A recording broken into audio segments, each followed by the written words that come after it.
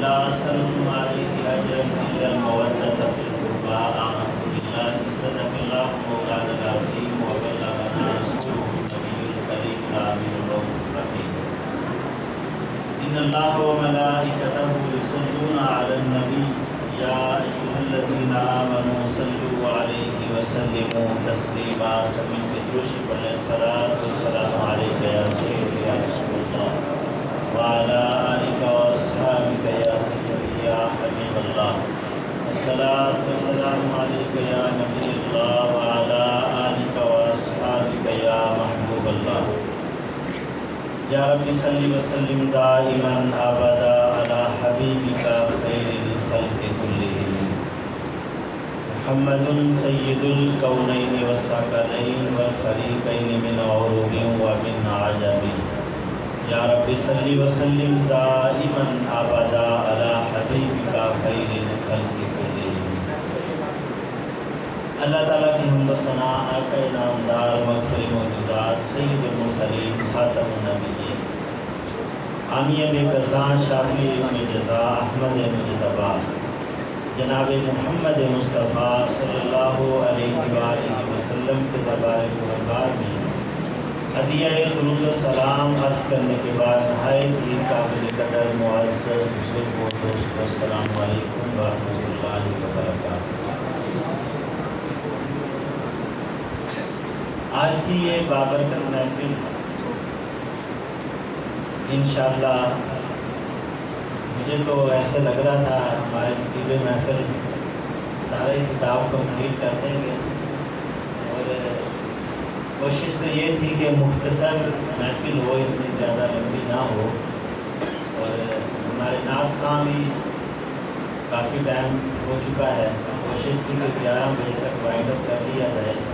بہرحال پھر بھی میں کوشش کروں گا کہ جلدی اپنا خطاب کمپلیٹ کرنے کی کوشش کروں گا۔ اور فضائل اہل بیت حضرت امام حسن و حسین رضی اللہ تعالیٰ عنہ کا بھی تذکرہ آپ نے سن لیا، گاہے بگاہے ان کا بھی سرسری سا تذکرہ آئے گا، لیکن اہل بیت کے فضائل اور اہل بیت کی شان جو نبی صلی اللہ علیہ وسلم نے ہمیں بتائی ہے اور اللہ رب العالمین نے قرآن میں ذکر کی ہے، اس کا انشاءاللہ میں تفصیلی جائزہ اور تذکرہ کروں گا۔ دعا ہے اللہ تعالیٰ ہم سب کو عمل کی توفیق عطا فرمائے۔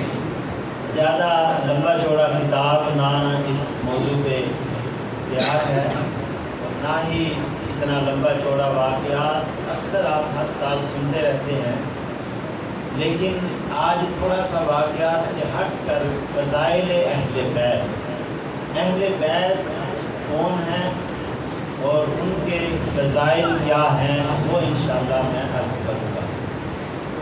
قرآن پاک میں نے جمعہ مبارک میں بھی جو آیہ مبارکہ پڑھی تھی وہ بھی آیت تطہیر ہے، اور یہ جو آج کی آیہ مبارکہ پڑھی ہے قُل لَا أَسْأَلُكُمْ عَلَيْهِ أَجْرًا إِلَّا الْمَوَدَّةَ فِي الْقُرْبَى، یہاں دونوں آیتوں کا آپس میں بڑا ملاپ ہے۔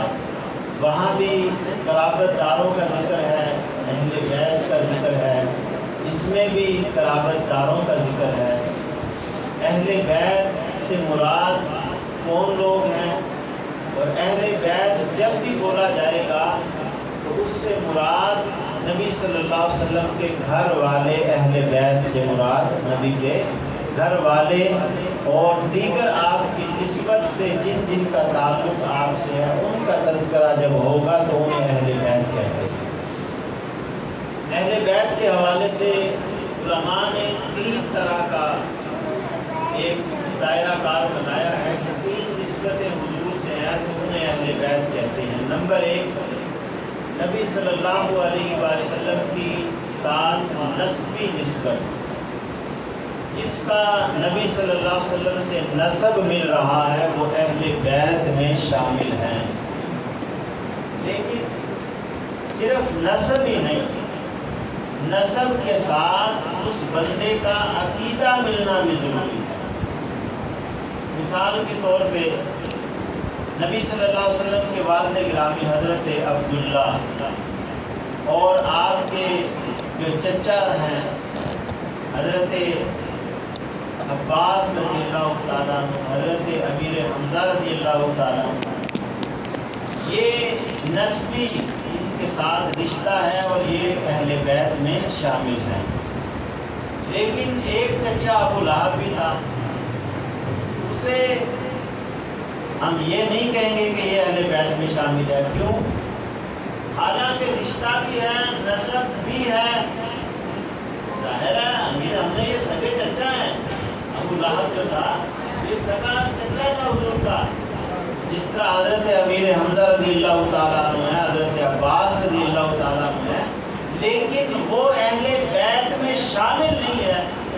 اس کی وجہ یہ ہے کہ نسب تو ضرور ملتا ہے لیکن عقیدہ نہیں ملتا۔ وہ مسلمان نہیں تھا۔ اس کی وعید میں اس پوری سورہ لہب کو نازل فرمایا ہے اللہ رب العالمین نے۔ تو گویا پتہ چلتا ہے کہ جس بندے کا نسب مل رہا ہے اس کے ساتھ اس کا عقیدہ بھی ہونا ضروری ہے، جو عقیدہ نبی صلی اللہ علیہ وسلم کے ساتھ ملتا ہو وہ اہل بیت میں شامل ہوگا۔ اب اس کی مثال قرآن سے میں دیتا ہوں۔ حضرت نوح علیہ السلام، آپ کا جب بیٹا پہاڑ پہ چڑھا، اس نے کہا کہ میں پہاڑ پہ چڑھ جاتا ہوں، یہ طوفان نوح مجھے کیا کرے گا؟ آپ نے فرمایا بیٹا کشتی میں سوار ہو جائے۔ کہنے لگا نہیں، مجھے یہ پانی کیا کہے گا؟ وہ چڑھ گیا اوپر، لیکن جب پانی وہاں پہنچا، ڈوبنے لگا، شفقت پدری غالب آئی، تو حضرت نوح علیہ السلام نے کہا ان ابنی من اہلی، یا اللہ یہ میرا بیٹا ہے، کیا میرا بیٹا ہے اور میری اہل سے ہے۔ اب یہاں اہل سے مراد رشتہ داری ہے نا، تو وہاں دو لفظ بولے، ایک تو میرا بیٹا ہے، میری اہل سے ہے، تو یا اللہ اسے بچا لے۔ اللہ رب العالمین نے آگے سے کیا ہے حکم ارشاد فرمایا انہ لیس من اہلک، اے نوح علیہ السلام یہ آپ کی اہل سے نہیں ہے۔ اس کی وجہ کیا ہے؟ انہ عمل غیر صالح، اس کی وجہ یہ ہے کہ اس کا عقیدہ آپ سے نہیں ملتا۔ میں نے پہلے کیا دعا کی کہ یہ میرا بیٹا ہے، میرا رشتہ دار، رشتہ بھی ہے، دو چیزیں ذکر کی، حالانکہ بیٹا رشتہ ہے، لیکن اللہ تعالیٰ فرماتا ہے انہ عمل غیر صالح، یہ تیری اہل سے بھی نہیں ہے۔ اس کی وجہ یہ ہے کہ اس کا عقیدہ تیرے سے نہیں ملتا۔ تو گویا پتہ چلا کہ نسبت تب کام آئے گی جب عقیدہ بھی اس نبی جیسا ہوگا۔ عقیدہ مل رہا ہے تو بات بنے گی۔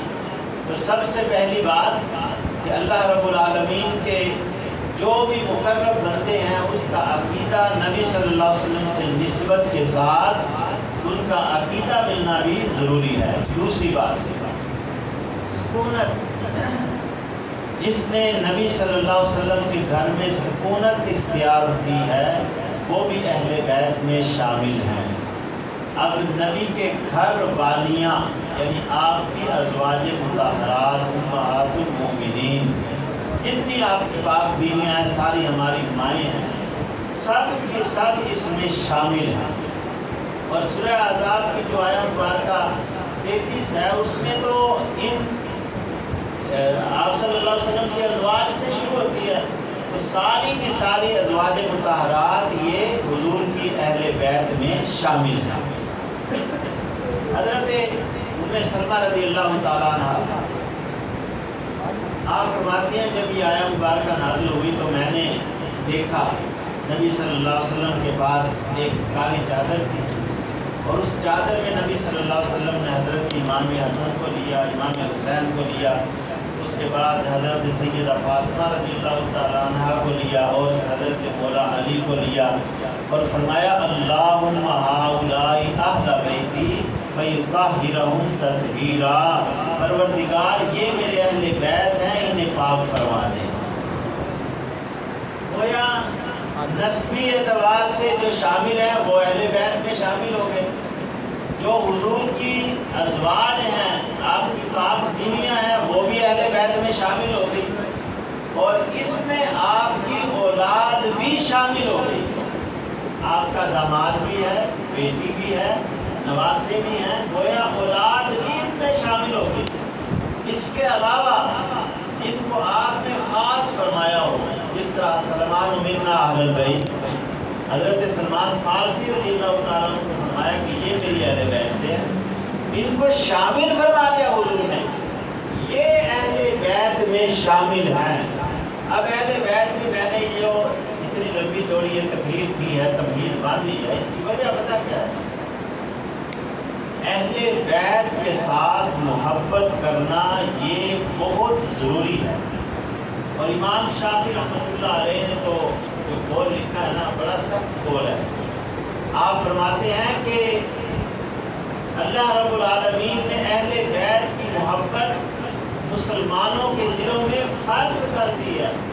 فرض سے اوپر تو نہیں نہ ہوتا، یعنی سب سے ضروری یہ بات ہے کہ اہل بیت کے ساتھ محبت کرنا۔ فرمایا یا اہل بیتی رسول اللہ صلی اللہ علیہ وسلم حبکم فرد من اللہ فی القرآن۔ آپ دلیل بھی قرآن سے دیتے ہیں۔ فرمایا قرآن نے یہ جو ذکر ہے نا اہل بیت کے ساتھ مودت کرنے کا، محبت کرنے کا، فرمایا اللہ رب العالمین نے یہ جو حکم دیا ہے نا، یہ فرض ہے۔ اہل بیت کے ساتھ محبت کرنا ایمان والوں کو یہ فرض ہے اور ضروری انہیں کرنا چاہیے۔ اگلی بات فرمایا یکفیکم من عظیم القدر انکم من لم یصلی صلاۃ، فرمایا کہ جو بندہ نماز پڑھتا ہے اور نماز میں درود آل نبی پہ نہیں بھیجتا، فرمایا اس کی نماز ہی نہیں۔ یہ امام شافعی کا قول میں ذکر کر رہا ہوں، بہت بڑے امام ہیں۔ انہوں نے کہا ہم درود پڑھتے ہیں نا، اللہم صلی علی محمد وعلی آل محمد، نبی صلی اللہ علیہ وسلم کی ذات تو بڑی عرفہ و اعلیٰ ہے نا، میں ان کی بات نہیں کر رہا، میں کر رہا ہوں آل کی بات، آپ کی آل پر جب تک درود نہیں پڑھا جاتا، امام شافعی رحمۃ اللہ علیہ فرماتے ہیں ہماری نماز مکمل ہی نہیں ہوتی۔ اب اندازہ لگائیں کہ اہل بیت کے ساتھ محبت اور مودت کرنا کتنا ضروری ہے۔ یہ جو آیا مبارکہ میں نے پڑھی ہے، اس کا ترجمہ سنیں۔ قل اے پیارے حبیب صلی اللہ علیہ وسلم، آپ فرما دیجئے لا اسألکم علیہ اجرا، میں تم سے کوئی سوال نہیں کرتا، کوئی چیز نہیں مانگتا، کوئی اجرت طلب نہیں کرتا۔ یہ جو میں نے تبلیغ کی ہے، 23 سالہ میں نے محنت کی ہے، اس محنت کا اجر صلہ معاوضہ کچھ نہیں مانگتا، لیکن الا المودۃ فی القربى، ہاں ایک بات ہے، یہ جو لائے نفی ہوتا ہے نا، استثناء کا الا، یہ پہلی بات کو نفی کے بعد مثبت کرتا ہے، پختہ کرتا ہے۔ جس طرح ہم پڑھتے ہیں لا الہ الا اللہ، نہیں ہے کوئی معبود مگر اللہ، تو یہاں بھی اسی بات کی دلیل ہے کہ کچھ نہیں مانگتا، نبی صلی اللہ علیہ وسلم نے کچھ نہیں مانگا، لیکن الا المودۃ فی القربى، اپنے اہل اقارب، اپنے رشتہ دار، اپنے اہل بیت کے ساتھ محبت مانگی جا رہی ہے۔ تو گویا اس آیا مبارکہ سے پتہ چلتا ہے کہ اہل بیت سے محبت کرنا یہ ایمان کا تقاضا ہے اور ایمان کا حصہ ہے۔ تو اس لیے جب بھی ماہ محرم آتا ہے، یہ ضروری نہیں کہ 4 دن بس ہم اہل بیت کی بات کریں اور اس کے بعد بھول جائیں، ایسا نہیں ہے، بلکہ ہمارے دل کے اندر ہر وقت، ہر لمحہ، ہر لحظہ یہ عقیدہ ہونا چاہیے کہ اہل بیت بڑی شان والے ہیں، کیونکہ ان کی نسبت میرے مصطفیٰ سے ہے۔ بات یہ ہے کہ نسبت مصطفیٰ کی وجہ سے اہل بیت کی شان عرفہ و اعلیٰ ہو۔ اس لیے اسی نسب کے حوالے سے حضرت سیدنا عمر فاروق رضی اللہ تعالیٰ عنہ سے حدیث مروی ہے، المستدرک للحاکم کے اندر جلد نمبر 4 میں اس حدیث کو حضرت عمر فاروق رضی اللہ تعالیٰ عنہ سے مروی ہے۔ آپ فرماتے ہیں سمیعت رسول اللہ صلی اللہ علیہ وسلم یقول، میں نے نبی صلی اللہ علیہ وسلم کو فرماتے ہوئے سنا ہے، فرمایا کل ناسب و سبب ینقطع یوم القیامہ، فرمایا ہر نسب، ہر سبب، ہر کوئی منقطع ہو جائے گا قیامت کے دن، الا ما کان من ناسبی، فرمایا سارے نسب حسب ختم ہو جائیں گے قیامت کے دن، لیکن ایک نسبت باقی رہے گی، اور وہ نسبت کون سی ہے؟ وہ نسبت نبی صلی اللہ علیہ وسلم کی ہے۔ یعنی سارے نسب دنیا کے اندر ایک دوسرے کا رشتہ جو ہے نا یہ ختم ہو سکتا ہے، لیکن قیامت کے دن جو نسب، جو نسبت قائم رہے گی وہ میرے مصطفیٰ صلی اللہ علیہ وسلم کی ہے۔ قیامت کے دن بھی ایک ایسا نسب باقی رہے گا جو قیامت کے دن ہمیں انشاءاللہ فائدہ دے گا۔ یہ کچھ لوگوں کا عقیدہ ہے کہ حدیث پاک بھی پڑھی جاتی ہے، یا بنی ہاشم انقذوا انفسکم من النار، اے بنو ہاشم آگ سے بچنے کا بندوبست کریں، لیکن یہ یاد رکھیں نبی صلی اللہ علیہ وسلم کے ساتھ جو نسبت ہے یہ انشاءاللہ دنیا میں بھی کام آئے گی اور آخرت میں بھی کام آئے گی۔ ہمارا یہ عقیدہ ہے، اور عقیدہ ہونا بھی چاہیے کہ انشاءاللہ ہمیں نبی صلی اللہ علیہ وسلم اگر ہم سے غلطی کوتاہی ہوگی تو نبی صلی اللہ علیہ وسلم ہمیں بخشوائیں گے، یہ عقیدہ ہمارا ہونا چاہیے۔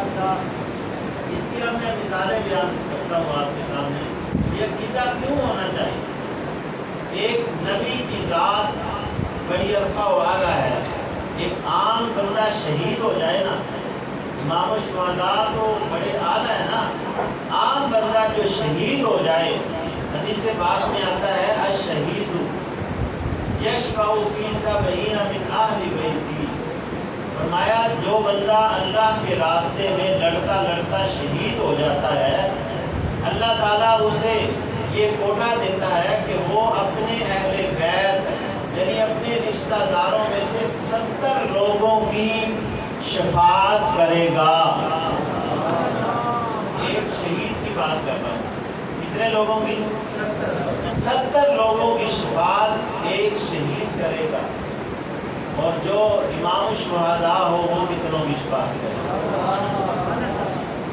اب دوسری حدیث بات، اکثر آپ سنتے ہوں گے جب قرآن پاک ختم ہوتا ہے، کوئی بچہ حفظ کر لیتا ہے، اس نے قرآن پاک مکمل کیا تو اس کی تقریب میں یہ فضائل سنائے جاتے ہیں کہ یہ حافظ صاحب ہو گئے ہیں، آپ یہ نا اپنے خاندان کو بخشوا دیں۔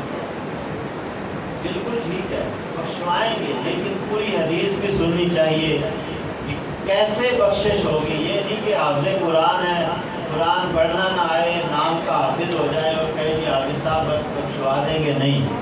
یا پوری حدیث آپ نے سنی ہے، من قرأ القرآن فاستظہرہ فحل حلالہ وحرم حرامہ وادخلہ اللہ بہ الجنہ وشفعہ فی 10 من اہل بیتہ کلہم قد وجبت لہ النار۔ یہ پوری حدیث پاک ہے، اس کا ترجمہ سنیں کہ وہ کیسا حافظ ہے جو بخشوائے گا۔ کیا عام جس نے بس ایک بار حفظ کر لیا اس کے بعد وہ بخشوا دے گا؟ نہیں نہیں، بات یہ نہیں ہے۔ فرمایا جس نے قرآن پڑھا، اس کو اچھی طرح یاد کیا، حفظ کرنے کے بعد اسے بلایا نہیں، فحل حلالہ وحرم حرامہ، حلال حرام کی تمیز کی اس نے، حلال کو حلال جانا، حرام کو حرام جانا، وادخلہ اللہ بہ الجنہ، پھر اللہ تعالیٰ اسے جنت میں داخل فرمائے گا، وشفعہ فی 10 من اہل بیتہ، اور پھر اللہ تعالیٰ اسے یہ اعزاز عطا فرمائے گا کہ اپنے خاندان میں سے 10 افراد کی بخشش کروا سکتا ہے۔ کتنے لوگوں کی؟ 10 آدمی کیسے ہوں گے؟ جنت میں بھٹکتے ہوں گے یا کہیں اور ہوں گے؟ آگے حدیث پاک میں ہے قد وجبت لہ النار، اس پہ جہنم واجب ہو چکی ہوگی، اس کی بخشش کرے گا۔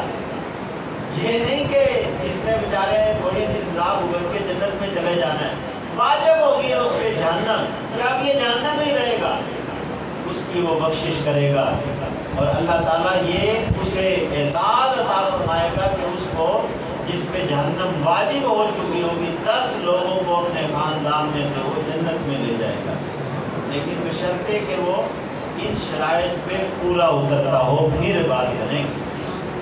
تو میں بات کر رہا تھا کہ یہ شہید کی ایک شان ہے کہ 70 آدمیوں کو جنت میں لے جائے گا۔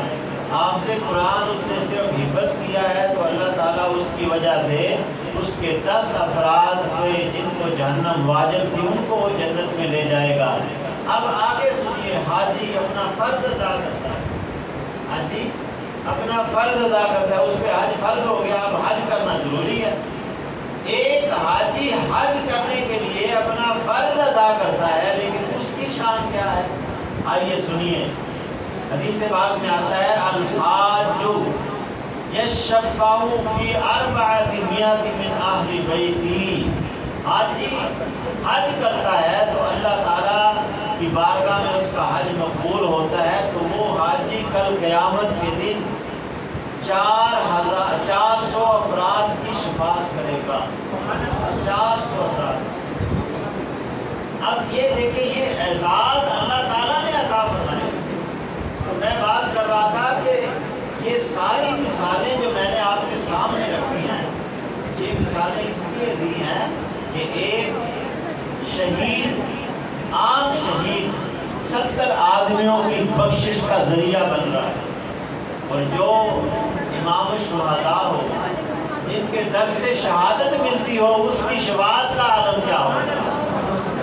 پھر آگے فرمایا کہ ایک حافظ قرآن پڑھنے والے کی شان یہ ہے کہ جس کے قلب اطہر پہ قرآن نازل اترا ہو، نازل ہوا ہو، اس کی شان کا عالم کیا ہوگا۔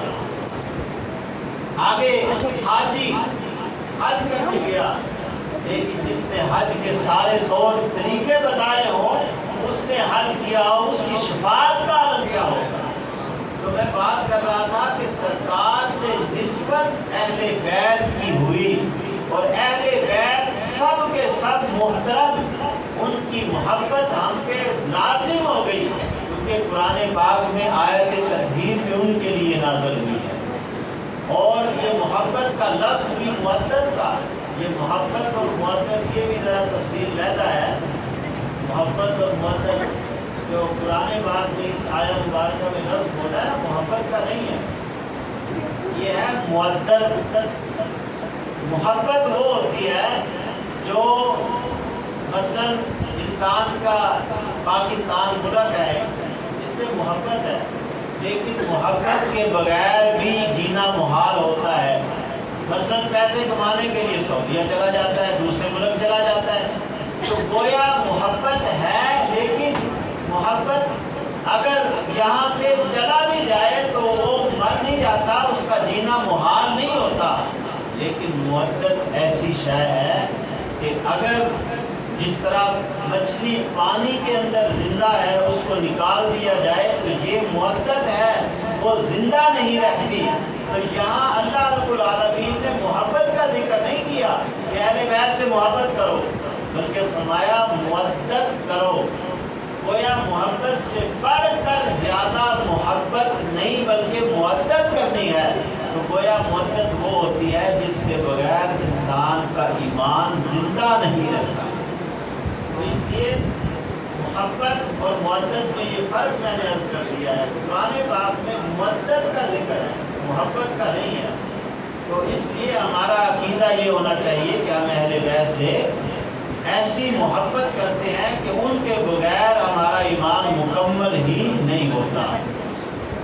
اب آئیے امام حسین رضی اللہ تعالیٰ عنہ، آپ کے ساتھ حضور کی بڑی محبت۔ اب یہ لفظ محبت کا اس لیے بولا جاتا ہے کہ پیار شفقت کے لیے، وہ کہتا میں نے محبت کا جو وضاحت ہے وہ آپ کے سامنے رکھ دی ہے۔ تو نبی صلی اللہ علیہ وسلم کی محبت دیکھیے، ایک دفعہ نبی صلی اللہ علیہ وسلم خرامہ اپنے گھر مبارک سے باہر تشریف لائے، تو کندھے پہ حضرت امام حسن رضی اللہ تعالیٰ عنہ کو سوار فرمایا. اور یہ گھر کا واقعہ نہیں ہے، گھر سے باہر کا واقعہ. گھر میں تو اکثر دیکھا گیا ہے دادا یا نانا اٹھا لیتا ہے، لیکن گلی کے اندر اٹھا کے چلنا نا ذرا تھوڑا سا معیوب سمجھا جاتا ہے. لیکن یہاں گلی کا واقعہ ہے. حضرت عبداللہ ابن عباس کی یہ روایت ہے، امام ترمذی نے اس کو روایت کیا ہے. فرمایا حامل الحسن حسین ابن علی علی عاتقہ قال رجل نعم المرکب. آپ فرماتے ہیں کہ نبی صلی اللہ علیہ وسلم نے حضرت امام حسن کا بھی ذکر آتا ہے، امام حسین کا، دونوں شہزادوں کا آتا ہے. تو حضرت امام حسن یا حضرت امام حسین دونوں میں سے ایک سوار تھے. تو جب سوار آپ نبی صلی اللہ علیہ وسلم کے کاندھوں پر تھے تو کسی نے دیکھ کر، کیونکہ یہاں حدیث پاک میں ذکر نہیں ہے، بعد حضرت عمر فاروق کا بھی نام ذکر کرتے ہیں، لیکن گویا وہ صحابی رسول ہی ہوگا. تو جہاں حدیث پاک میں اس شخص کا نام نہیں، قال رجل کہا گیا، کسی آدمی نے کہا نعم المرکب، کہنے لگا یہ سوار دیکھو کتنا، جس پہ سوار ہوا ہے امام حسن کتنا اچھا ہے. تو جب اتنی بات نبی صلی اللہ علیہ وسلم نے سنی، فرمایا یا غلام فقال النبی صلی اللہ علیہ وسلم نیک من راکب. فرمایا تم نے سواری کو دیکھ لیا ہے، سوار کو نہیں دیکھا. انہوں نے تعریف کی نا کتنی اچھی سواری ہے جس پہ سوار ہوئے ہیں. فرمایا تم نے صرف سواری کو دیکھا ہے، سوار کو بھی تو دیکھو نا، یہ کتنا اعلیٰ ہے. تو نعم الراکب کہا ہے. تو یہاں سے پتہ چلا کہ نبی صلی اللہ علیہ وسلم یہ بتانا چاہتے ہیں کہ جس طرح میں اعلیٰ ہوں اس طرح میرا نواسا بھی اعلیٰ. گویا نبی صلی اللہ علیہ وسلم آپ کے نواسے، بلکہ جس طرح آپ صاحب شعر پڑھے تیری نسل باغ میں ہر بچہ بچہ نور کا، تو ہے عین نور. تو یہ سب گھرانہ نور کا، حضور کا سارا گھرانہ نور کا ہے. اور اعلیٰ حضرت نے تو کمال کر دیا. آپ نے جب اس نور کی طرف اشارہ کیا نا تو آپ فرماتے ہیں کہ معدوم نہ تھا سایہ شہ ثقلین. یہ ذرا تھوڑا سا نا ہٹ کے اعلیٰ حضرت نے یہ شعر لکھا ہے اور یہ سمجھنے کی ضرورت ہے. آپ اس کو غور سے ذرا سننا ہے آپ نے کہ اعلیٰ حضرت کس طے پہ جا کر بات کر رہے ہیں. جب نواسہ رسول کی بات آتی ہے، حضور کی بات آتی ہے، تو کس طرح کس شان سے آپ بیان کرتے ہیں. دھیان سے سنیں. معدوم نہ تھا سایہ شہ ثقلین، اس نور کی جلوہ گاہ تھی ذات حسنین. آپ فرماتے ہیں کہ معدوم نہ تھا سایہ شہ ثقلین. حضور صلی اللہ علیہ وسلم کا آپ فرماتے ہیں، کہتے ہیں لوگ کہ سایہ نہ تھا، میں کہتا ہوں حضور کا سایہ تھا. حضور کا سایہ تھا، لیکن اس نور کی جلوہ گاہ جو تھی نا وہ ذات حسنین میں نظر آتی تھی. لوگوں نے سمجھا شاید حضور کا سایہ نظر آئے تو ہوگا، فرمایا نہیں، وہ اور بات ہے. آپ فرماتے ہیں اگر حضور کا سایہ دیکھنا ہے نا تو ذات حسنین میں تلاش کرو. آگے فرماتے ہیں تمثیل نے اس سایہ کے دو حصے کیے تھے، آدھے سے حسن بنے اور آدھے سے حسین. اب یہ بات اگلی جو کی ہے نا، آپ فرماتے ہیں کہ تمثیل جب مثال دی نا تو آپ فرماتے ہیں اس کے دو حصے بنے. حضور کے نور کے دو حصے بنے. آدھا نور دیکھنا ہے تو امام حسن کو دیکھ لو، اور آدھا نور کا حصہ دیکھنا ہے تو امام حسین کو دیکھ لو. اسی لیے کہتے ہیں نا کہ حضور صلی اللہ علیہ وسلم کی دونوں حسنین کریمین سرکار کی شبیہ مبارک تھے. آدھا حصہ حضور کا امام حسن کو دیکھ لے آپ کے شبیہ ہیں، اور آدھا امام حسین کی آپ کی شبیہ ہیں۔ تو یہ نبی صلی اللہ علیہ وسلم کے جو لگتے جگر ہیں، حضور صلی اللہ علیہ وسلم کے نواسے، یہ ان کی مشابہت حضور سے ہے۔ تو گویا یہاں نبی صلی اللہ علیہ وسلم کے نواسے، ان کی شان جس طرح حضور صلی اللہ علیہ وسلم کے ساتھ نسبت تھی، اور جب حضرت امام حسن رضی اللہ تعالیٰ عنہ آپ کی ولادت ہوئی نا، تو آپ کی ولادت سے پہلے ہی خوشخبریاں ملنی شروع ہو گئی۔ حضرت ام فضل فرماتی ہیں کہ جب امام حسن رضی اللہ تعالیٰ عنہ کی ولادت ہونے والی تھی نا، میں نے خواب دیکھا، اور خواب بڑا عجیب سا مجھے آیا۔ میں کیا دیکھتی ہوں کہ نبی صلی اللہ علیہ وسلم کا وجود مبارک کا گوشت ایسے کٹا اور میری جھولی میں آ کے گرا۔ آپ بڑی پریشان ہوئی کہ سرکار کا گوشت مبارک کٹ کے میری جھولی میں گرا، آپ کی پھوپھی جان تھی۔ آپ نے سرکار صلی اللہ علیہ وسلم کے سامنے خواب پیش کیا، حضور میں پریشان ہو گئی، مجھے خواب دیکھا ہے عجیب سا۔ فرمایا چچی جان پریشان کیوں ہوتی ہو، میری بیٹی کے بیٹا ہوگا اور تیری گود میں آئے گا۔ اور پھر حضرت امام حسن رضی اللہ تعالیٰ عنہ جب تھوڑے سے بڑے ہوئے نا، تو سرکار نے سیدہ فاطمہ رضی اللہ تعالیٰ عنہ، امام حسین بھی آ گئے، تو حضرت امام حسن کو آپ کی پھوپھی جان حضرت ام فضل کو عطا کر دیا، اور آپ نے اپنی گود میں ان کو کھلا دیا۔ تو یہ حضرت امام حسن و حسین رضی اللہ تعالیٰ عنہ کی شان ہے کہ جن کو پہلے ہی بتا دیا گیا تھا کہ یہ حضرت امام حسن کے والے سے آتا ہے۔ نبی صلی اللہ علیہ وسلم نے فرمایا میرا یہ بیٹا ایسا ہے، دو عظیمتین مسلمین، دو بڑی جماعتوں میں صلح کرائے گا، وہ جنگ و جدل